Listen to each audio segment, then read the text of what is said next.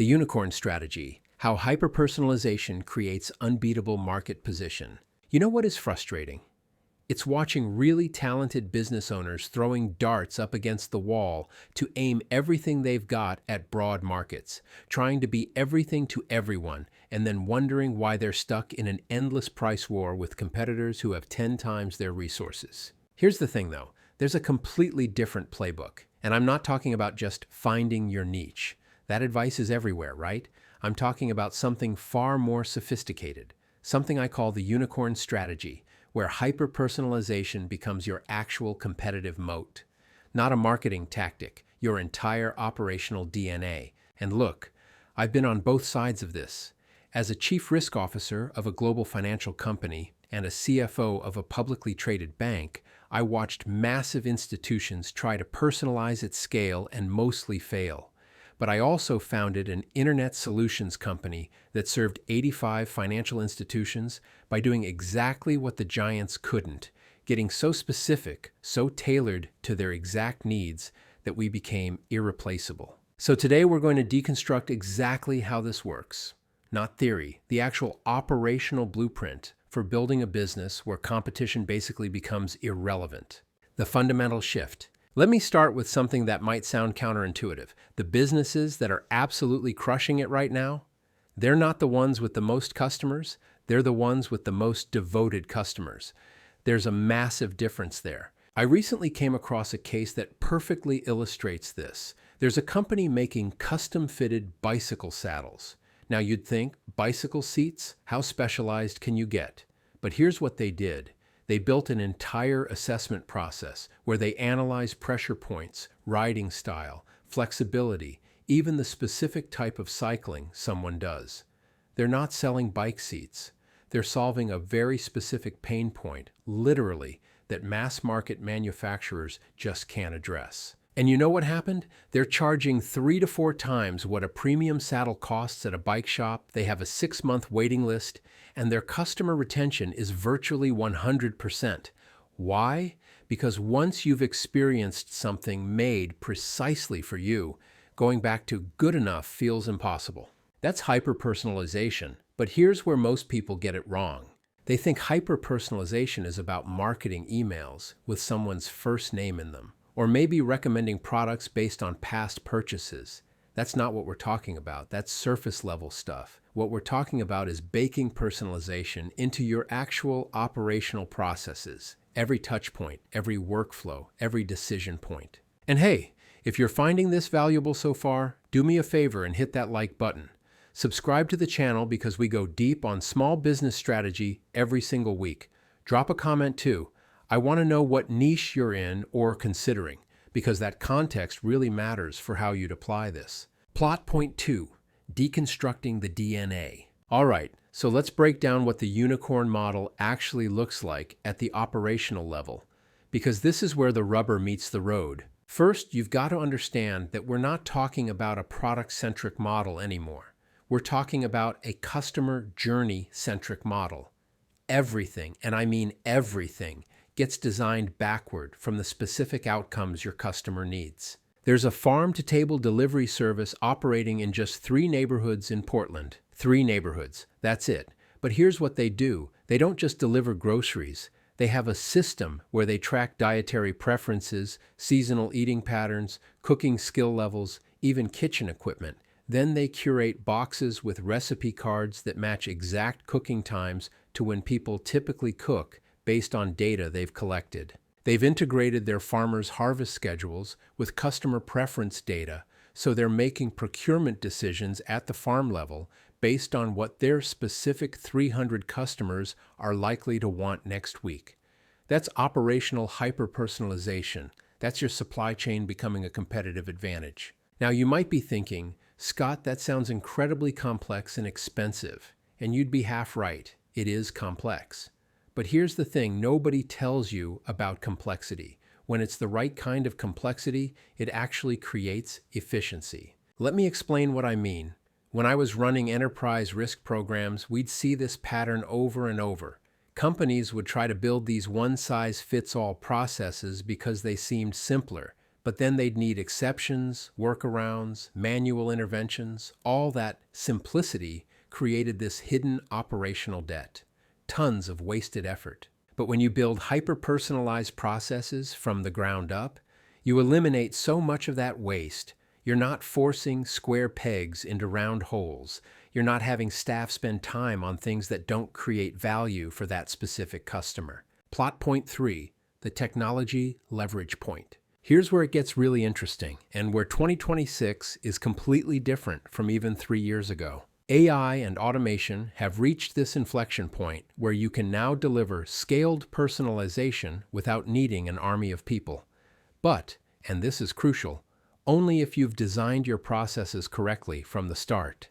There's a financial advisory firm serving only doctors in their first 5 years of practice. Super specific, right?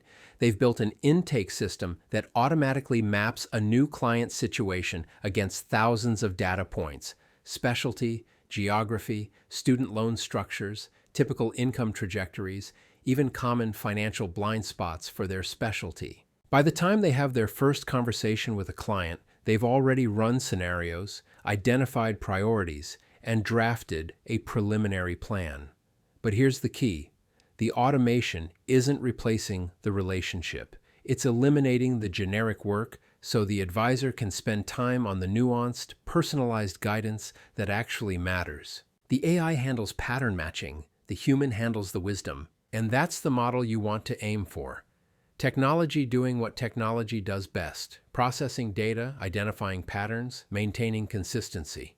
Humans doing what humans do best: judgment, empathy, creative problem solving.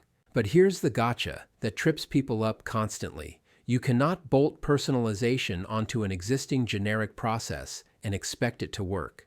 I've seen this fail 100 times. You've got to design the personalization into the core workflow. Think of it like this. You can't take a mass production factory and just add a personalization station at the end. The entire production line has to be built around flexibility and customization from raw materials forward. Same principle applies to service businesses, information products, whatever you're building. Plot point 4, the feedback architecture. Now, here's something that separates the businesses that sustain this model from the ones that can't. Feedback loops, real, operational feedback loops, not satisfaction surveys. I'm talking about systems that capture customer data and automatically feed it back into process improvements. There's a B2B software company that builds workflow tools for dental practices. They're not serving medical practices, not serving chiropractors, just dentists. And within that, they've further specialized into multi-location dental groups. But here's what makes them remarkable. They've built their product so that every interaction, every workflow variation, every feature request gets captured and analyzed. Then they use that data to continuously refine not just the software, but their onboarding process, their training materials, their support protocols. They've created this flywheel where getting more specific makes them better, which attracts more of their ideal customers, which gives them more data, which makes them even more specific. It's a compounding advantage. And you know what's wild? Their churn rate is under 2%. In SaaS, that's basically unheard of. Why? Because they've made themselves so embedded in how their customers actually work, so tailored to the specific nuances of multi-location dental management, that switching to a competitor would mean retraining staff on a tool that doesn't understand their world as well. That's a defensible moat, not because of technology, because of operational intimacy. Plot point 5, the cost paradox. Let's talk about something that scares people away from this model. The cost question. Because on the surface, hyper-personalization seems expensive. Custom processes, specialized systems, deep expertise, that all costs money, right? Here's what I learned running a publicly traded bank's finance operations. The real cost isn't in doing things well. It's in doing things badly and then fixing them. It's in customer churn. It's in having to constantly acquire new customers, because you can't retain the ones you have. It's in price competition because you haven't differentiated.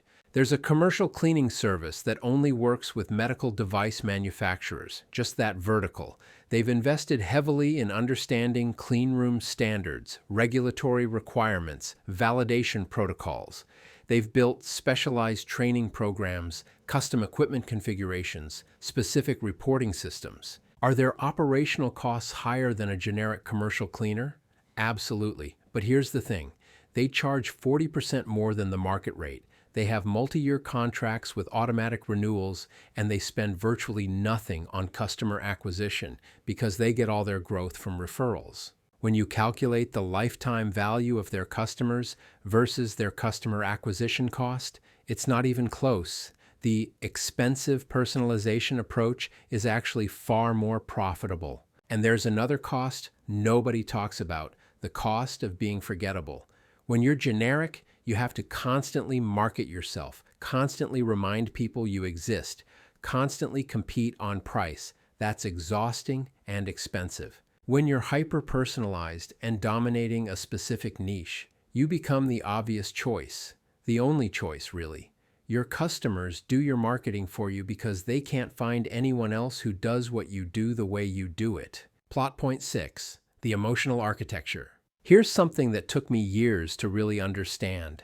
The most powerful aspect of hyper-personalization isn't operational efficiency or even customer retention. It's the emotional connection you create. When someone feels like a business truly understands them, not in a surface-level way, but deeply understands their specific situation, challenges, and goals, that creates loyalty that transcends rational decision-making. There's a business consultant who only works with family-owned manufacturing companies going through succession planning. That's it. That's her entire practice. But she's built such deep expertise in that specific transition, the family dynamics, the operational handoff, the financial restructuring, the emotional complexity, that her clients don't see her as a vendor. They see her as a trusted advisor who gets their unique situation. She's not competing on price. She's not competing on credentials. She's competing on understanding, and that's a game she wins every time. This is what I mean when I say hyper-personalization creates emotional architecture. You're building relationships based on genuine understanding, not transactional exchanges. And you know what happens? Your customers become advocates, not because you ask them to, but because they genuinely want to share their discovery with others facing similar challenges. Look, if you're still with me, you're clearly serious about building something exceptional. So do me a solid, make sure you're subscribed, hit that bell icon so you don't miss future videos, and drop a comment. Specifically, tell me what's the one aspect of your business where you think hyper-personalization could make the biggest difference. I read every comment and often use them to shape future content. Lesson: the operational playbook.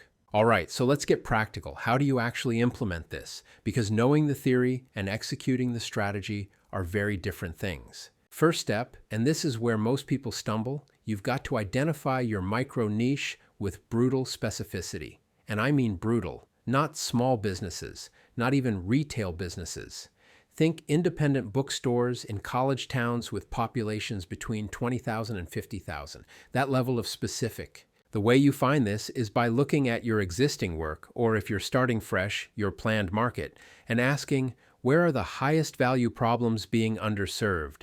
Where do existing solutions feel generic or inadequate? Where do customers complain that nobody really understands their situation? Once you've identified that micro niche, your next step is mapping the customer journey in excruciating detail, and not the journey you think they should have, the journey they actually have. Every touch point, every decision point, every moment of friction. I like to use this framework. What are the 5 moments that matter most to your customer? The points where they're making critical decisions or experiencing the most pain. Those are your hyper-personalization opportunities. Then, and this is crucial, you pick one, just one, the highest leverage moment where personalization would create the most value. You don't try to personalize everything at once. You'd overwhelm yourself and probably execute poorly. Let's say you run a graphic design agency. Instead of trying to personalize every aspect of your service, maybe you start with the discovery process. You build out an intake system that goes way deeper than the standard questionnaire. You research the client's industry, their competitors, their aesthetic patterns, their audience demographics. You show up to that first meeting with insights and ideas specific to their situation. That one personalized touchpoint shifts the entire relationship. Suddenly, you're not a vendor competing with other designers. You're a strategic partner who clearly understands their world. Then you operationalize it. You create systems, templates, and processes that allow you to deliver that level of insight consistently without reinventing the wheel every time. This is where documentation becomes critical. You're capturing what works, building a playbook, creating institutional knowledge. And here's the thing about constraints. They're actually your friend. When you limit yourself to a specific niche, you can go so much deeper. You can afford to build specialized expertise. You can create tools and resources that would be too expensive to develop for a broad market. The businesses that fail at this, they try to keep optionality. They want to serve their niche, but also stay open to other opportunities. That split focus kills the model. You've got to commit. Lesson: the mindset shift. There's a psychological barrier that stops a lot of entrepreneurs from embracing this model. It feels risky to narrow down. It feels like you're leaving money on the table. I get it. When I started my internet solutions company, the conventional wisdom was to cast a wide net, serve everyone who might need your services. But here's what I learned, and this is probably the most important insight I can share. When you try to serve everyone, you build generic solutions, and generic solutions get commoditized fast. But when you go deep on a specific niche, you build expertise that can't be easily replicated. You develop insights that take years to accumulate. You create processes that are so tailored to that niche's needs that competitors would have to basically start from scratch to compete with you. The constraint isn't a limitation, it's a force multiplier. Think about it like this. Would you rather have 1,000 customers who think you're pretty good, or 100 customers who think you're absolutely essential?